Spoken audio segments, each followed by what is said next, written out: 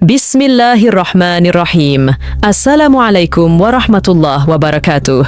Syukur Alhamdulillah kita bisa berjumpa lagi di channel ini. Solawat dan salam selalu dan tetap tercurahkan kepada junjungan kita Nabi besar Muhammad sallallahu alaihi wasallam.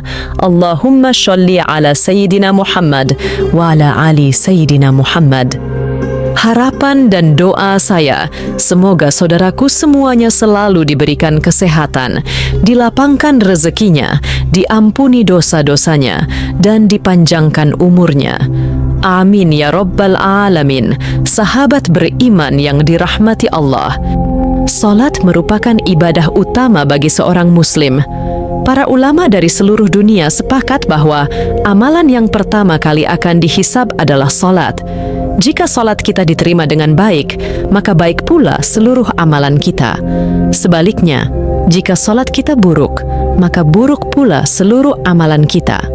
Oleh karena itu, marilah kita bersungguh-sungguh dalam melaksanakan ibadah salat agar pahala salat kita dapat sempurna, baik dalam salat wajib maupun salat sunnah.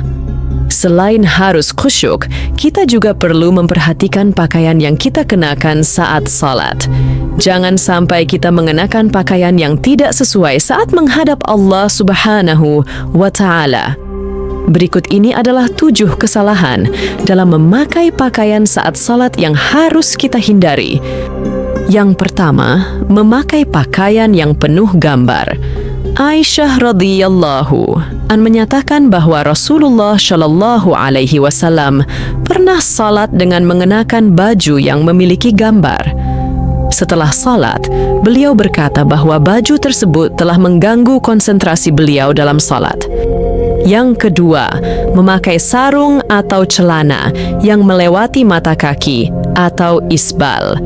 Isbal adalah kebiasaan membiarkan pakaian melewati batas yang ditetapkan oleh syariat Islam. Abu Hurairah radhiyallahu an meriwayatkan bahwa Rasulullah shallallahu alaihi wasallam pernah menyuruh seorang laki-laki yang salat dengan sarung menutupi mata kakinya untuk berwudu lagi karena Allah Subhanahu wa Ta'ala tidak menerima salat seseorang yang isbal. Yang ketiga, salat dengan hanya menggunakan satu potong baju.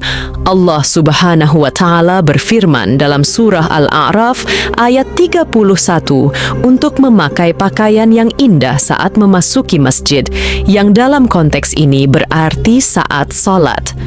Abu Hurairah radhiyallahu an meriwayatkan bahwa seorang laki-laki pernah bertanya kepada Rasulullah shallallahu alaihi wasallam tentang salat hanya dengan satu potong baju, dan beliau menyarankan untuk mencari 2 potong baju. Yang keempat, memakai kemeja atau pakaian pendek. Saat ini, tidak sedikit pria yang mengenakan kemeja pendek saat salat. Hal ini bisa menyebabkan aurat terlihat saat rukuk atau sujud, menyingsingkan lengan baju dan mengikat rambut. Ibnu Abbas radhiyallahu an meriwayatkan bahwa Rasulullah shallallahu alaihi wasallam melarang menyingsingkan lengan baju dan mengikat rambut saat salat. Yang keenam, kedua bahu terbuka. Abu Hurairah radhiyallahu an meriwayatkan bahwa Rasulullah shallallahu alaihi wasallam bersabda bahwa seseorang tidak boleh salat dengan busana yang pundaknya tidak tertutup. Ketujuh, memakai baju ketat yang menggambarkan lekuk tubuh. Rasulullah shallallahu alaihi wasallam menasihati bahwa jika pakaian terlalu ketat, sebaiknya dijadikan sarung atau ikatkan kain yang lebih longgar. Sahabat-sahabat yang beriman, lantas bagaimana cara memperbaiki kesalahan dalam salat? Dalam salat, kita semua pasti pernah melakukan kesalahan. Namun kita bisa memperbaikinya dengan mengikuti tata cara yang benar dan memanjatkan doa dengan tulus. Berikut beberapa langkah yang dapat membantu kita memperbaiki kesalahan dalam salat. Yang pertama, tuma'ninah atau ketenangan. Pastikan kita tidak terburu-buru dalam gerakan salat. Setelah ruku, sujud, atau gerakan lainnya, Berikan waktu yang cukup untuk membaca doa dan memastikan posisi tubuh kita benar. Tumaninah adalah kunci agar salat kita lebih khusyuk.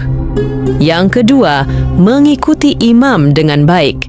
Jika kita berjamaah, ikuti gerakan imam secara keseluruhan tanpa mendahuluinya atau melambatkan sesudahnya pada setiap rakaat salat. Ini termasuk rukun salat yang harus kita perhatikan. Yang ketiga, sujud sahwi. Jika kita merasa telah melakukan kesalahan dalam salat, kita bisa melakukan sujud sahwi. Tata cara sujud sahwi adalah dengan melakukan 2 sujud tambahan setelah salam. Dalam sujud ini, kita memanjatkan doa dan memohon ampunan kepada Allah Subhanahu wa Ta'ala. Salat adalah ibadah yang sangat penting, dan kita harus berusaha semaksimal mungkin untuk memperbaiki kesalahan-kesalahan kita agar salat kita lebih sempurna di hadapan Allah Subhanahu wa Ta'ala.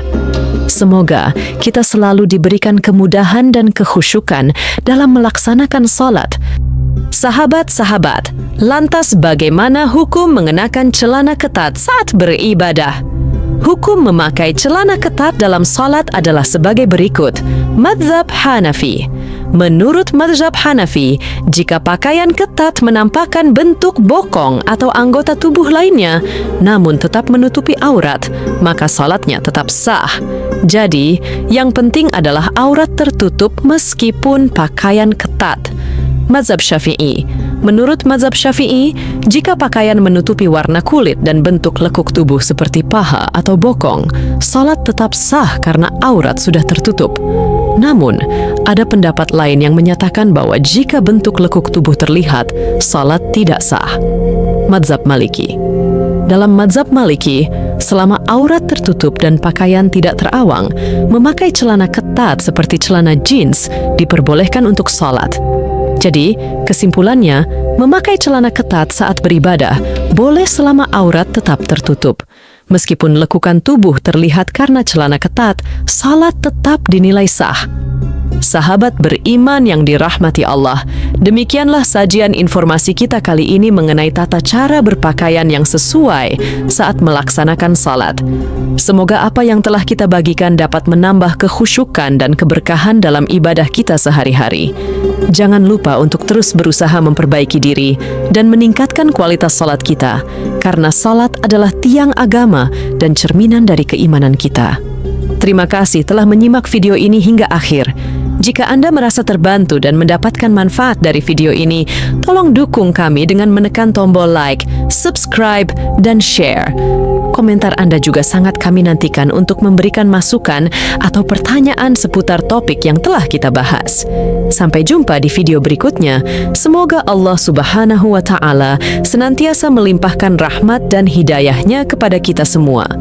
Amin ya Rabbal Alamin. Wassalamualaikum warahmatullahi wabarakatuh.